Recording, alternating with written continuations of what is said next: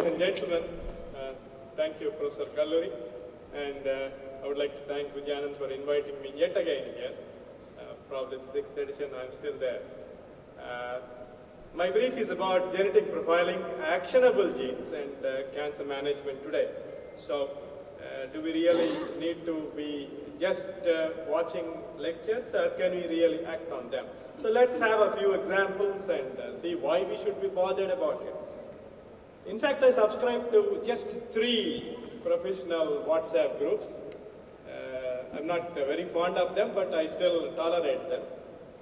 So very often I get a request, patient failed 3rd line, 4th line, 5th line, 6th line, 7th line chemotherapy for some breast cancer. What next, what next? And I wait for about probably an hour before saying, did you do, get some sample tissue out of the patient, and then send it for a genetic analysis? Or did you think of enrolling the patient on a clinical trial? And then suddenly the conversation stops. So that is the limits of what the tolerance is. So it's not as if you should throw every weapon you have at the patient. It's trying to choose the best weapon possible for the patient. You may help other patients by just analyzing this patient's tumor. So let's see what genetic analysis can do. Professor Sarin has done a wonderful job. You heard him talk all about hereditary cancers. So that makes my life very easy. I can do away with the technology and hereditary cancers. Well, you can screen. He has talked elaborately about some of the syndromes. You can make a diagnosis. In fact, the gene analysis itself can make the diagnosis. So you don't have to really depend upon it. In fact, there was a paper some time back as to if you did not do a histopathological diagnosis but just submitted the tumor, can I do a microarray and then profile the tumor and say, this is the diagnosis? How accurate can I be?